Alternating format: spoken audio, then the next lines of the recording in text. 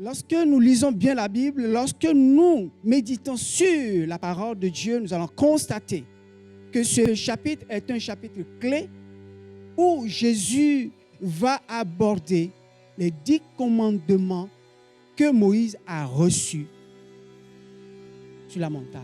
Et notre verset ce matin dit « Heureux ceux qui ont faim et soif de la justice, car ils seront rassasiés. » Alors, vous savez, comme moi, comme le pasteur l'avait dit la fois passée, le monde a faim et soif de la justice. D'abord, dans notre famille restreinte, en couple élargi, dans notre famille élargie, au travail, dans les affaires, le monde souffre car la balance de l'équité n'est pas juste. La justice est d'abord de l'ordre divin. La justice est le soubassement de l'humanité. Quand on parle de justice, on parle de l'amour de Dieu. On parle de Dieu lui-même. On parle de l'Éternel lui-même.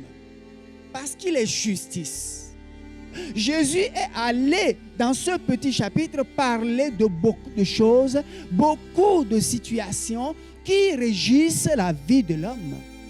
Et il a commencé d'abord par le bonheur. Et il va dire, certains commentateurs vont parler des bonheurs. Quel pays ne veut pas vivre dans le bonheur? Quelle famille ne veut pas vivre dans le bonheur? Quelle entreprise ne veut pas vivre dans le bonheur? Malheureusement, le bonheur que nous cherchons n'est jamais trouvé. Parce que ces sociétés ne sont pas fondées sur la justice, qui est Jésus, qui est l'amour, qui est l'admirable. Ce qui est juste est admiré. Ce qui est juste est honoré. Ce qui est juste est approuvé. Heureux ceux qui ont faim et soif de la justice.